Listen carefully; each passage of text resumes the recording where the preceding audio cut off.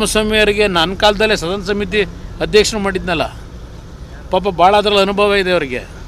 ಆ ಬೇನಮ್ಮ ಎಷ್ಟೇ ಮಾಡಿರೋದು ಅವ್ರದ್ದೆಲ್ಲ ಅನುಭವ ಇದೆ ಅವ್ರಿಗೆ, ಗೊತ್ತವರಿಗೆ.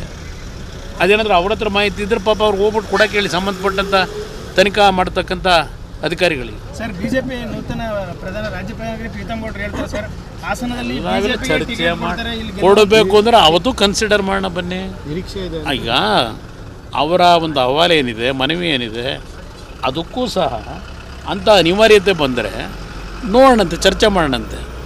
ಎರಡೂ ಪಕ್ಷಗಳ ನಾಯಕರು ಕೂತು ಚರ್ಚೆ ಮಾಡಿದಾಗ ಆ ಅನಿವಾರ್ಯತೆ ಇದ್ದರೆ ಅದನ್ನು ಕನ್ಸಿಡರ್ ಮಾಡಬೇಕು ಅಂದ್ರೆ ಮಾಡೋಣಂತೆ.